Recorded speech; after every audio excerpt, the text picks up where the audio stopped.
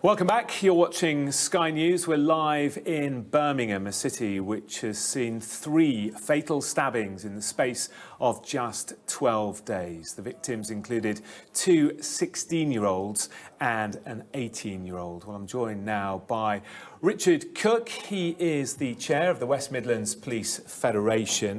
Great to see you. Thank you very much for coming along to the Prince's Trust here in Birmingham today. Just want to ask you about this news in the last few moments, Richard. Sky sources are telling us that police want to implement a surge against knife crime and have been given until Friday by the Home Secretary to set out the scale of investment needed. This all follows the Home Secretary meeting with police chiefs today.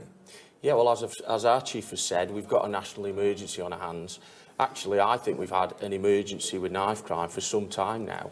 Actually, a good couple of years at least. You know, so it's good to see that the Home Secretary is finally taking note of what the Federation's been saying for several years now. But I think they need to also accept there's a fundamental problem in general policing that has been absolutely cut to the bone, and we can no longer provide that basic presence in the community, let alone do any stop and searches, because officers are reactive and they're driven by the radio and they haven't got the time to do stop and searches, and even if they have, they aren't supported by the leadership. Yeah, you speak to bobbies day in, day out. Yeah. Do they tell you that they're frustrated that they can't do more? Absolutely, because 9 out of 10 calls that come to the police and what we deal with nowadays are non-crime related. You know, so what officers used to do, we used to go out in the car. Of course, we'd deal with the 909 calls, but we'd stop and we'd speak to a gang of yobs at the side of the road, or we'd stop a suspicious vehicle and search it, and we may find those weapons. But that isn't happening anymore, you know. But what we've seen in Birmingham over the last week with the Section 60 and the power to search people without reasonable grounds is we've taken loads and loads of horrific weapons off the streets that could otherwise have been used to kill or maim children. And that's what we've seen, not just this year. We saw 20-odd stabbings of young people and children last year, you know, and we need to staunch these deaths now. And the way to do that in the short term, unfortunately, is enforcement measures. But as you say, that is only a short-term measure, isn't it? The Section 60 extended stop and search powers can't go on forever. It can't go on forever. It's not sustainable, unfortunately, because at the moment we've got the entire proactive capacity for West Midlands in the middle of Birmingham doing this. You know, and clearly that can't go on. So what I'd just say to the government, urgently recruit more officers, you know, urgently do something about this. And I welcome this, but I just wonder whether it's a gimmick. Because fundamentally, as a country, we need to decide how much money we're going to spend on policing. We actually spend more money as a country on foreign aid than on the police service, you know. And so I think the priorities of the government are completely wrong and perverse.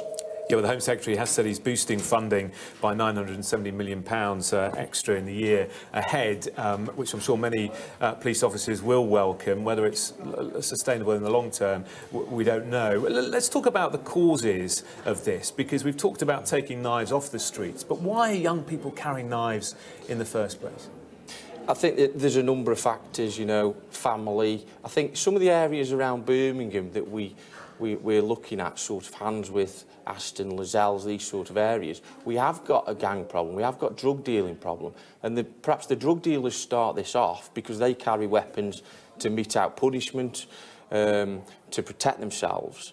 But on the other hand, that creates a climate of fear for innocent young people in those areas who then maybe feel that I need to carry something to protect myself. But, you know, there can't be any give in this. We've got to outlaw all weapon carrying, and there's got to be tough punishments. In the press today, there's a lad who's been released the second time he's been caught carrying a knife, and he's walked free from court. We're not even enforcing the laws that we've got that say people should be jailed. But critics will say sticking young people in detention isn't actually the answer. That isn't helping. It's not the whole answer, but they need to know there's punishment. There needs to be a sense of retribution in society. And I know those aren't fashionable concepts nowadays, but that is what the public wants. And the public will tell you that a lot of these kids are running riot because they know there's no deterrent, you know. And they know what they're doing when they're carrying knives. They know what can happen because it happens all too regularly around here, you know. So we do need that deterrent. And we've got David Cooke at the moment wanting to release a lot of hardened criminals onto the streets by abolishing what he calls short sentences. You know, so I don't think the government have got it completely wrong on policing and criminal justice, and it needs to change fast if we're going to save lives. What about these crime prevention orders, these sort of ASBOs, if you like, for carrying weapons? Yeah, unfortunately, I don't think it's just going to be more for my overstretched colleagues are going to have to help enforce those in the community. And we haven't got the resources at the moment, let alone to deal with these new orders, you know. So I think the serious violence strategy that they published last year contained some good ideas. It contained those long-term measures that we definitely need to look at, and we accept that. But they haven't put the funding in. So it's hard to take the government seriously on these issues when the real funding certainly isn't there. OK. Richard Cooke from the Police Federation here in the West Midlands. Thank you very much. Good to get the thoughts of the bobbies on the beat, if you like, who are